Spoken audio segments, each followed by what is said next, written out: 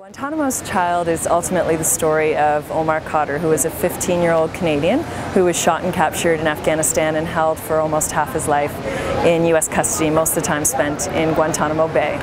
It's also a story, though, that really touches on everything that changed after 9/11. And the film includes, of course, the first interview with Omar Khadr, but we have many other characters who are speaking for the first time, special forces soldiers, interrogators, many people who are impacted by his story. It's been a long journey.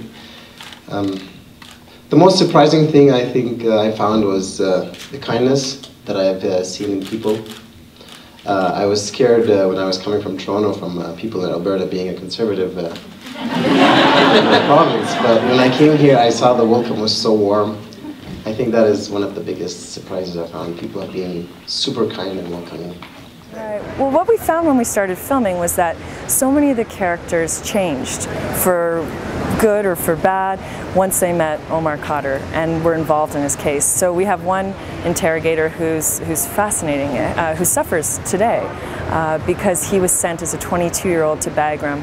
He did some horrendous things during interrogations, but he said when he saw Omar Khadr in custody, when he was grievously wounded and being interrogated as a 15-year-old, it was the first time he started to question his mission and why he was there. There's others in the film, of course, the soldiers who were involved in the fight that day, whose lives changed forever. The widow, Tabitha Spear, whose husband, Christopher Spear, was killed. Many people's lives changed because of this case. To forgive or to go to past something, you have to be hurt by it. I didn't allow pain to resonate with me. I tried to deal with it instantaneously and not let it stay with me. And I stopped putting faith in specific things. I just looked at general things, and one of those things is the goodness in people. And even if I was hurt by a particular person, I knew that there's good behind that pain. I've watched him over the years literally grow up when he was in Guantanamo Bay, but the Pentagon didn't allow any interviews. And then once he came to Canada, we had to fight for 2.5 years to get access to him because the Canadian government stopped us from doing interviews. So focused on the positive things in life.